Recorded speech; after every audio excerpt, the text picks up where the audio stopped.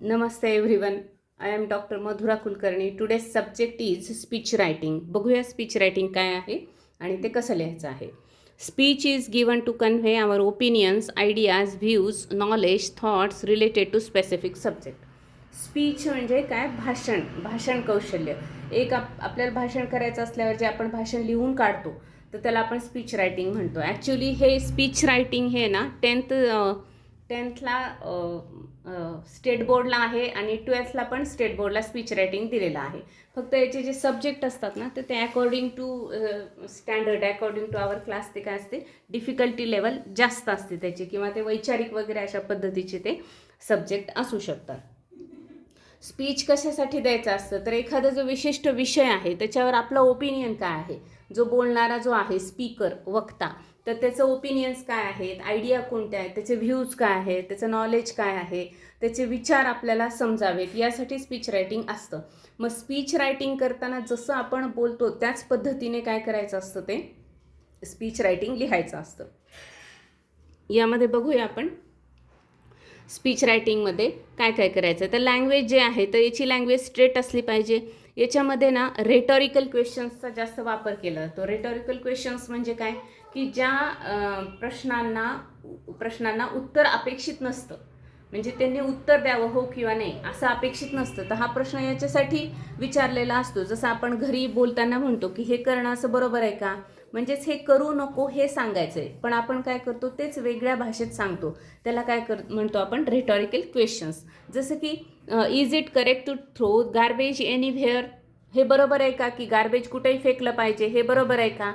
म्हणजेच याचा अर्थ, इंटेंडेड याचं मिनिंग असं आहे की तुम्ही कुठेही गार्बेज फेकू नका. पण तसं म्हणण्याऐवजी काय केलं जातं, असं भावनांना काय म्हणतात त्याला, भावनिक प्रश्न विचारला जातो, अपील केलं जातं, तर त्यावेळेस हा रेटॉरिकल क्वेश्चन विचारला जातो. तर स्पीच रायटिंगमध्ये हे जास्त प्रश्न मधून आपले आले पाहिजेत. म्हणजे हे बरोबर आहे का आपण हे करणं असं, किंवा आपण राष्ट्रगीत सुरू असताना आपण कुठे उभं राहिलं पाहिजे हा नियम आपल्याला माहिती असताना, किंवा ती आपली नैतिक जबाबदारी असताना आपण तसं न थांबणं, हे बरोबर आहे का, असा प्रश्न विचारायचा आहे. म्हणजेच काय आहे, आपण त्यांना अपील करायचं. ती या पद्धतीची लँग्वेज आपली यामध्ये असली पाहिजे. त्यानंतर फिगरेटिव्ह लँग्वेज असली पाहिजे. याच्यामध्ये भरपूर कोटेशन्स, स्लोगन्स, फ्रेजेस, इडियम्स वगैरे याचा वापर आपण करू शकतो. गुड थॉट्सचा, की कुणी काय म्हटले, गांधीजी सेज दॅट वगैरे या पद्धतीने, किंवा काही गुड थॉट्स असतील, an apple a day keeps doctor away, असं काही एखादी म्हण असेल, किंवा आणखी काही स्लोगन असतील, जसं की save water, save environment, save life, या पद्धतीचे आपण अकॉर्डिंग टू सब्जेक्ट आपण हे घेऊ शकतो. याचं ग्रामर कसं असलं पाहिजे, तर ह्याच्यामध्ये आपल्याला आपला मुद्दा पटवून देणं आवश्यक असतं. जसं की डिबेट असतं ना, त्या पद्धतीने स्पीचमध्ये काय असतं, जो विशिष्ट जे दिलेला असतो विषय, त्याच्या आपण कुठल्याही बाजूने बोलू शकतो.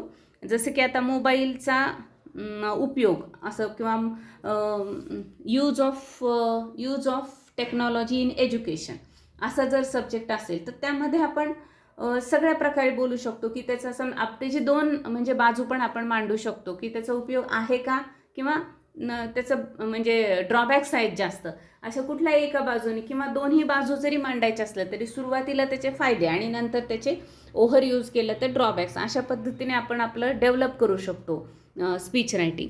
तर यामध्ये कोणते शब्द येतात, तर जसं की yet, then, besides, so, therefore, after that, moreover, before, for instance, या पद्धतीचे सेंटेन्स कन्स्ट्रक्शन आपण यामध्ये घ्यायचं आहे. हे शब्द आपण वापरायचे, त्यामुळे आपण आपला मुद्दा चांगल्या प्रकारे पटवून देऊ शकतो. त्यानंतर त्याचं फॉर्मॅट कसं आहे, तर त्याला टायटल देणं आवश्यक असतं स्पीच रायटिंगला, की काय कुठलं स्पीच रायटिंग आहे. इंडिपेंडन्स डेवरचं आहे, हेल्थवरचं आहे, किंवा माय आयडियल पर्सन याच्यावर आहे, कुठल्या याच्यावर आहे त्याचं आपल्याला टायटल या ठिकाणी द्यायचं आहे. त्यानंतर आहे फर्स्ट पॅराग्राफ. तर फर्स्ट पॅराग्राफ हा आहे 3 लाईन्सचा द्यायचा आहे. तर याच्यामध्ये सेम लिहायचं आहे, जे की मी इकडे दिलेलं आहे की आपण कशी स्टार्ट करायची आहे. पण मी आत्ता नुसतं आपण ओव्हरऑल फक्त आयडिया घेऊ की फर्स्ट पॅराग्राफ हा 3 लाईन्सचा असेल. सेकंड पॅराग्राफ हा मेन बॉडी असतो, तो 10 to 15 लाईन्सचा असतो. आणि थर्ड पॅराग्राफ जो आहे तो कन्क्लुजनचा असतो 3 लाईन्सचा. आणि मग एंड स्टेटमेंट असतं, जसं की जय हिंद, वंदे मातरम, जय महाराष्ट्र वगैरे या पद्धतीने आपण भारत माता की जय असं आपण त्याचा एंड करू शकतो. मग स्टार्ट जे करायचे आहे तर आपण कसं करतो, तर honourable principal and my friends किंवा respected principal, honourable chief guest and my friends वगैरे या पद्धतीचे इथे दिलेले आहे ना, असे तुम्ही एक्सप्रेशन्स या ठिकाणी वापरू शकता. जर समजा कॉम्पिटिशन असेल तर त्याच ठिकाणी आपल्याला ऑनरेबल जजेस असं म्हणावं लागतं. जर नसेल तर ऑनरेबल गेस्ट असे आपण म्हणू शकतो. चीफ गेस्ट जो प्रश्न दिला आहे त्या प्रश्नाच्या अनुषंगाने आपल्याला हे शब्द वापरायचे आहेत. The president of today's program, my brothers and sisters या पद्धतीने आपण ते करू शकतो. त्यानंतर मेन बॉडी जे आहे तर याच्यामध्ये काय आहे, proper sequence of points, attractive sentences, grammar, phrases, idioms, rhetorical questions याचा वापर करून आपण आपला मुद्दा पटवून द्यायचा असतो. या पद्धतीने ते स्पीच रायटिंग करायचं असतं. त्यानंतर जे आहे कन्क्लुजन, तर कन्क्लुजनमध्ये so in my opinion dash dash is correct किंवा काय जे असेल ते. So we should take oath from today, मग आपण आजपासून ही शपथ घेतली पाहिजे किंवा आपण यांना तरच मग आपण हा काय डे सेलिब्रेट केल्यासारखं होईल, अशा पद्धतीचे त्याचं एंडिंग किंवा एंड स्टेटमेंट असलं पाहिजे. आणि लास्टला आपण जय हिंद, थँक्यू ऑल, वंदे मातरम, भारत माता की जय वगैरे असं आपण म्हणू शकतो. आता याच्यामध्ये हे जे सगळे 3-4 पॅराग्राफ केलेले आहेत तर हे पण आपल्याला सहसा 5 मार्क्ससाठी 6 मार्क्ससाठी स्पीच रायटिंग येतं. तर फॉर्मॅटला या ठिकाणी हाफ मार्क्स आहे आणि मेन बॉडी जे असते आणि हे वरचं आपण जे लिहितो स्टार्ट आणि एंड, तर या स्टार्ट आणि एंडला 1 मार्क असतो, मेन बॉडीला आपल्याला 2 मार्क्स असतात आणि कन्क्लुजन जे लिहितो आपण त्याला आपल्याला 1 किंवा 2 मार्क्स असं त्याचं एकंदर डिस्ट्रीब्युशन असतं. तर याचे सब्जेक्ट कोणते असतात ते बघूया आपण. स्पीच रायटिंगचे सब्जेक्ट.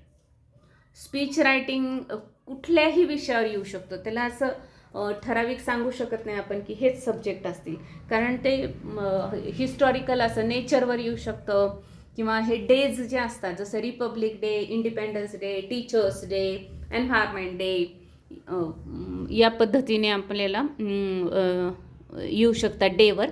त्यानंतर हेल्थवर काही येऊ शकतं, हेल्थशी रिलेटेड कुठले, जसं blood donation, I donation, health is wealth किंवा काय exercise is the best medicine वगैरे या पद्धतीचं कुठलंही एक हेल्थशी रिलेटेड हे एक फील्ड झालं शेवटी. त्यानंतर आहे माय फेवरेट हिरो, माय आयडियल पर्सन. हिरो म्हणजे सगळ्याच याने एक पेट्रियटिक पर्सन असेल तर तो सुद्धा हिरोच आहे, म्हणजे जसं महात्मा गांधी असतील, लोकमान्य टिळक आहेत, विवेकानंद आहेत, असे कुठल्या याच्यावर येऊ शकतो. आयडियल पर्सनमध्ये सुद्धा कोणतेही घेऊ शकतात, जसं की सोशल लाईफमधला एखादा असतो, जर सोशल वर्कर असतील ते आयडियल पर्सन असू शकतात, क्रिकेटियर म्हणजे स्पोर्टमन असू शकतात, असं कोणतंही. त्यानंतर सक्सेस, SUCCESS सक्सेस. तर सक्सेसवर सुद्धा वेगवेगळे काय येऊ शकतात, जसं की एखादं planning is called as half success असं काहीतरी दिलेलं असतं, किंवा success, how to measure success, किंवा is the increasing mark or increment in mark is a success असं काही येऊ शकतं. म्हणजे मार्क हाच त्याचा मेजरमेंट करण्याचं साधन आहे का, या पद्धतीने सक्सेसशी रिलेटेड कोणतेही येऊ शकतात. आपण ह्या फील्डनुसार आपलं कोटेशन तयार करून ठेवायचे, जे आपण आधी बोललेलो आहे पहिल्या व्हिडिओमध्ये. इम्पॉर्टन्स ऑफ हार्डवर्क, आता हा सक्सेसशी रिलेटेड झाला. सक्सेस म्हणजेच काय आहे, हार्डवर्क आहे, तर मग हार्डवर्कशी रिलेटेड याच्यामध्ये जसं 3 years वगैरे असे काही कॉन्सेप्ट असतात, किंवा 3 Ps, प्रिझर्व्हरन्स, परसिव्हरन्स, पेशन्स, असे 3 Ps आपण उपयोगात आणले तर मग आपण सक्सेस मिळवू शकतो वगैरे. या पद्धतीने आपण ते करूया. जेव्हा हे सगळे व्हिडिओज पूर्ण होतील ना, तर तेव्हा मी पण त्याचे पण काही क्लूज एका व्हिडिओमध्ये देणार आहे की आपण कोणते कोणते कोटेशन वापरू शकतो. इम्पॉर्टन्स ऑफ गुड फ्रेंड्स किंवा good friend, a friend Indeed is a friend Indeed, या पद्धतीने कुठलंही आपण यामध्ये स्पीच रायटिंग येऊ शकतं आणि तसं लिहू शकतो. ट्री प्लांटेशन, पोल्युशन, त्यानंतर वॉटर कन्झर्वेशन, सॉईल पोल्युशन, असे वेगवेगळे सब्जेक्ट याच्यामध्ये येतील. किंवा काय म्हणू आपण त्यांना, ओझोन लेअरशी रिलेटेड, वगैरे या पद्धतीने. गुड डाएट याच्याशी रिलेटेड पण आपल्याला बरंचसं लिहिता येतं. हेल्थशी रिलेटेडच हा सब्जेक्ट आहे. स्पोर्ट याच्याशी संबंधित की नीड आहे किंवा my best sportsman, if sport is necessary now days for children or not वगैरे. I donation, need of present असाही सब्जेक्ट येऊ शकतो. ब्लड डोनेशन येऊ शकतो, बॉडी डोनेशन येऊ शकतो. या पद्धतीने ब्लड डोनेशन पण म्हणजे याच्यातच आलेलं आहे. तर असे कुठलेही सब्जेक्ट येतात आणि या सब्जेक्टवर आपल्याला स्पीच रायटिंग करायचं आहे. परत एकदा लक्षात ठेवायचं आहे की आपली विषयाची तयारी असणं महत्त्वाचं आहे. तुम्ही स्पीच लिहा, ईमेल लिहा. आता याच्यावर ईमेलसुद्धा होईल, जे लास्ट व्हिडिओमध्ये आपण बघितलं. याची ईमेल रायटिंग पण याच्यावर होऊ शकतं. इम्पॉर्टन्स ऑफ हार्डवर्क याच्यावर एक ईमेल, की याच्यावर मी एक हे तयार केले, मॅगझिनला मला द्यायचं आहे एक राईटअप करून, आर्टिकल लिहून. तर ते आर्टिकल रायटिंग पण झालं आणि ते मला मेल थ्रू पाठवायचं आहे, तर ईमेल रायटिंग पण झालं. म्हणजे आपलं सब्जेक्टवर आपली यातल्या विशिष्ट आणि विविध फील्ड्स ज्या आहेत तर याच्यावर आपली कमांड असणं आवश्यक आहे. तर आपण काही पण लिहू शकतो. मग फॉर्मॅट फक्त माहीत पाहिजे आपल्याला. त्यामुळे आपली आधी विषयाची तयारी जास्त महत्त्वाची असते. थँक्यू. भेटूया आपण नेक्स्ट व्हिडिओमध्ये.